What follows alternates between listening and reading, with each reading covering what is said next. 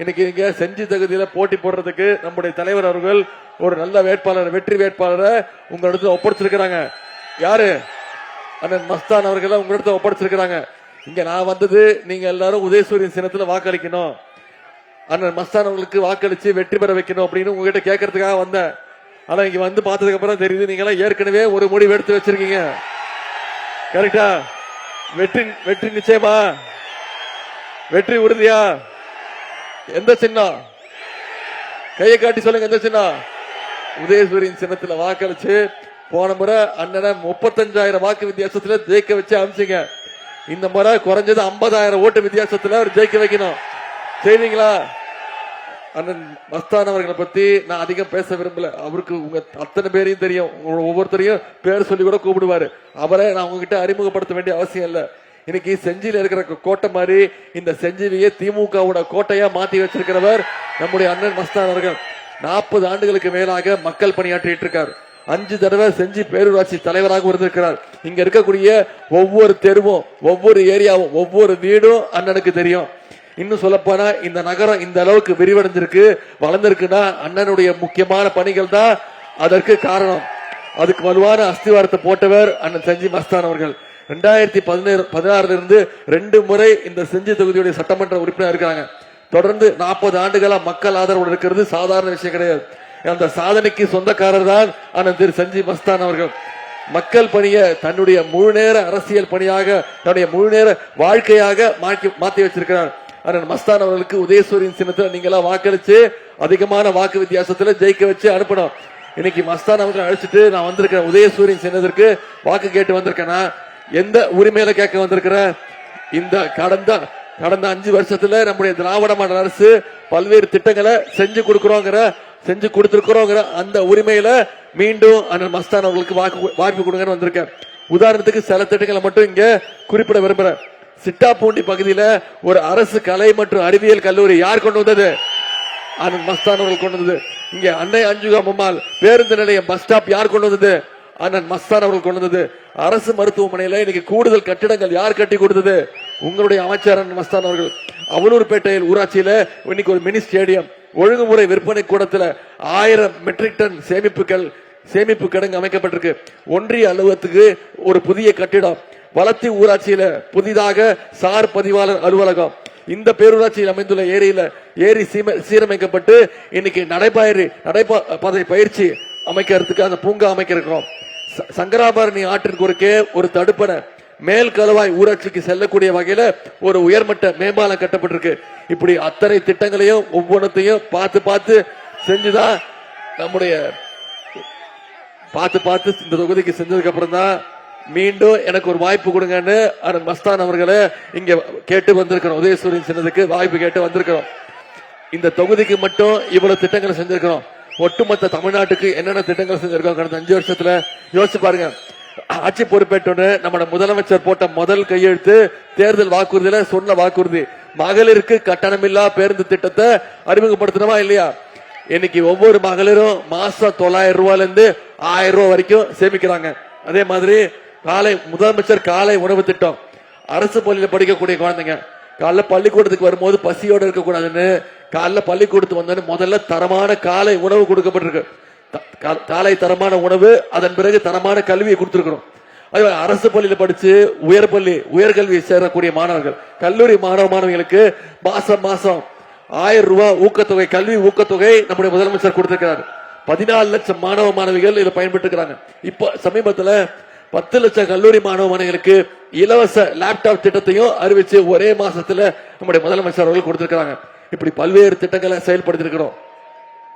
குறிப்பா முக்கியமா உங்களுக்கு அத்தனை பேருக்கு தெரியும், கலைஞர் மகளிர் உரிமை தொகை திட்டம் 3 வருஷத்துக்கு முன்னாடி ஆரம்பிச்சு இப்ப கடந்த 3 வருடங்களா 1,31,00,000 மகளிருக்கு மாசம் 1000 ரூபாய் நம்முடைய முதலமைச்சர் அவர்கள் உரிமை தொகையா கொடுத்துட்டு இருக்கிறாரு. அந்த திட்டத்தை நிப்பாட்டுறதுக்கு அதிமுகவும் பாஜகவும் முயற்சி பண்ணாங்க. தேர்தலை காரணம் காட்டி நிப்பாட்டுவோம் அப்படின்னு உயர் நீதிமன்றத்துக்கு போயிருக்காங்க. நம்முடைய தலைவர் என்ன பண்ணாரு? 1000 ரூபாய் கொடுக்கறது நிப்பாட்டுறியா, நான் 5000 ரூபாய் கொடுக்கறேன், எப்படி நிப்பாட்டுவ பாருன்னு போன மாசம் கொடுத்தாரா இல்லையா? பிப்ரவரி மாசம், மார்ச் மாசம், ஏப்ரல் மாசம் 3 மாசத்துக்கு சேர்த்து 3000, கோடை கால சிறப்பு நிதி 2000, 5000 ரூபாய் நம்முடைய தலைவர் அவர்கள் உரிமை தொகை அட்வான்ஸா கொடுத்தோம். நம்ம தலைவர் காலைல 6 மணிக்கு மகளிரோட பேங்க் அக்கௌண்ட்ல போட்டாரு. மகளிர் என்ன பண்ணாங்க, 9 மணிக்கெல்லாம் போய் பேங்க்ல போய் பணத்தை எடுத்துட்டாங்க. ஏன்னா மோடி அரசு பேங்க்ல மினிமம் பேலன்ஸ் இல்லைன்னு சொல்லி அந்த பணத்தை எடுத்துருவாங்கிறதுனால மகளிர் அவ்வளவு தெளிவா எடுத்தாங்க. இன்னைக்கு நம்முடைய முதலமைச்சர் வாக்குறுதி கொடுத்திருக்கிறோம். என்ன வாக்குறுதி? மீண்டும் ஆட்சி அமைச்ச மகளிர் உரிமை தொகை 1000 ரூபாய் இல்ல 2000 ரூபாய் உயர்த்தி கொடுப்போம்னு வாக்குறுதி கொடுத்திருக்கிறோம். முதலமைச்சர் காலை உணவு திட்டம் 5ஆம் வகுப்பு வரைக்கும் இல்ல 8ஆம் வகுப்பு வரைக்கும் விரிவுபடுத்தப்படும் சொல்லி இருக்கிறோம். கல்வி ஊக்கத்தொகை 1000 இல்ல 1500 உயர்த்தப்படும் வாக்குறுதி கொடுத்திருக்கிறோம். இப்படி பல்வேறு வாக்குறுதி கொடுத்திருக்கிறோம். ஓஏபி முதியோர் உதவித்தொகை 1200 இல்ல 2000 ரூபாய் உயர்த்தி கொடுப்போம்னு சொல்லியிருக்கிறோம். கலைஞர் கனவு இல்ல அடுத்த 5 வருஷத்துல 10 லட்சம் கலைஞர் கனவு இல்ல வீடு கட்டுப்பட்டு வீடு இல்லாதவங்களுக்கு எல்லாம் வீடு கொடுக்கப்படும் வாக்குறுதி கொடுத்திருக்கிறோம். இது எல்லாத்தை விட முக்கியமான ஒரு வாக்குறுதி உங்களுக்கு தெரிஞ்சிருக்கும். ஆட்சி அமைஞ்சோன்னு நம்முடைய முதலமைச்சர் அவர்கள் அனைத்து மகளுடைய கைகள்ல 8000 ரூபாய் நம்முடைய அரசு கொடுக்கிறோம்.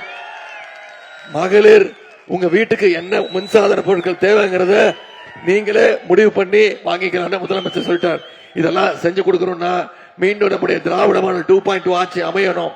அதுக்கு செஞ்சி தொகுதியில குறைஞ்சது 50,000 வாக்கு வித்தியாசத்துல அண்ணன் மஸ்தான் அவர்களை நீங்க வெற்றி பெற வைக்கணும். செய்வீங்களா? நம்முடைய முதலமைச்சர் அவர்கள் திரும்ப திரும்ப சொல்றதுதான். இந்த சட்டமன்ற தேர்தல் டெல்லி அணி வெர்சஸ் தமிழ்நாடு அணி. இதுல டெல்லி அணியை நாம தோக்கடிக்கணும். நாம இவ்வளவு திட்டங்கள் கொடுத்திருக்கிறோமே, இவ்வளவு மக்கள் பணிகள் செஞ்சிருக்கிறோமே, ஒன்னே ஒன்னு யோசிச்சு பாருங்க. ஒன்றிய பாஜக அரசு நம்முடைய தமிழ்நாட்டுக்கு ஏதாவது திட்டங்கள் தராங்களா? நம்ம கேட்கிற திட்டங்கள் கொடுக்கறது இல்ல. நமக்கு வர வேண்டிய நிதி வரல. கல்வி தொகை மட்டும் வரி மட்டும் கிட்டத்தட்ட 3500 கோடி தமிழ்நாட்டுக்கு கொடுக்க வேண்டிய நிதியை கொடுக்க முடியாதுட்டாங்க. மும்மொழி கொள்கையை தமிழ்நாடு ஏத்துக்கிட்டாதான் நிதி பகிர்வு கொடுப்போம் இன்னைக்கு ஒன்றிய அரசு மிரட்டுது. இப்படி தமிழ்நாடு தொடர்ந்து புறக்கணிக்கிற ஒன்றிய பாஜக அரசை தமிழ்நாடு நாம புறக்கணிக்க வேணும். செஞ்சு காட்டுவோமா? இந்த தேர்தல்ல அடிமை கூட்டத்தையும் சங்கி கூட்டத்தையும் ஓட ஓட விரட்டணும். அதுக்கு போட்டோ அந்த போட்டோ தான். அது ஒரு ஆங்கிள், இன்னொரு ஆங்கிள் இருக்கு. சரி, போட்டோ வந்து போட்டோ கேட்டுங்க. இந்த ஓட்டு கேட்க தேவையில்லை, போட்டோ காட்டினாலே போதும்.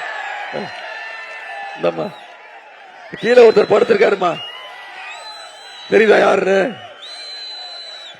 கீழே ஒருத்தர் படுத்திருக்காரு. இப்படிதான் அவர் முதலமைச்சர் ஆனாரு.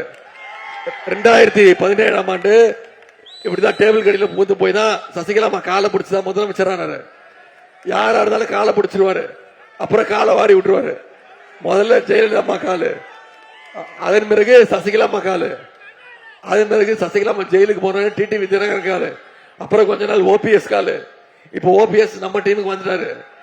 இப்ப நான் டெல்லியில போய் மோடி கால தான் புடிச்சு தொங்குவேன்னு அடம் பிடிச்சு தொங்கிட்டு இருக்கிறாரு. அரசியல்ல முரட்டு பக்தர்கள் பார்த்திருப்பீங்க, முரட்டு தொண்டர்கள் பார்த்திருப்பீங்க.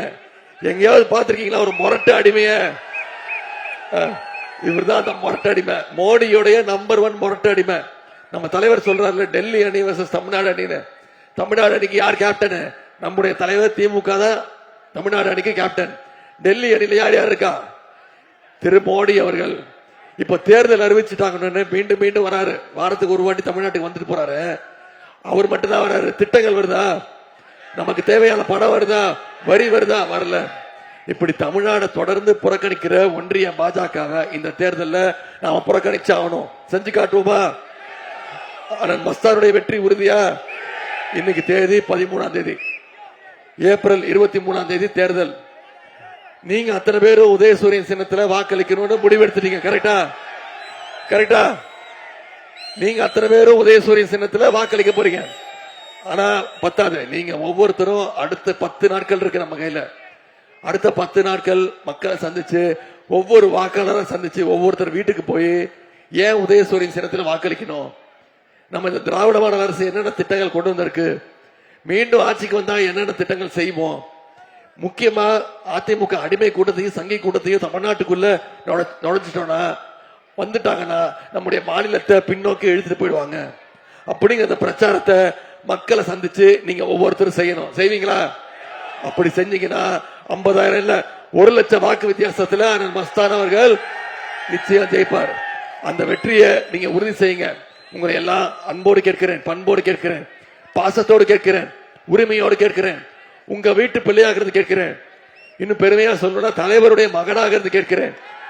இன்னும் பெருமையா பூரிப்பா சொல்லணும்னா டாக்டர் கலைஞருடைய பேரனாக இருந்து உதயசூரியன் சின்னத்துக்கு நீங்க வாக்களிச்சு அண்ணன் மஸ்தான் அவர்களுக்கு மிகப்பெரிய வெற்றியை தேடித்தாருங்க. உங்களுடைய அன்புக்கும் வரவேற்புக்கும் நன்றி நன்றி நன்றி.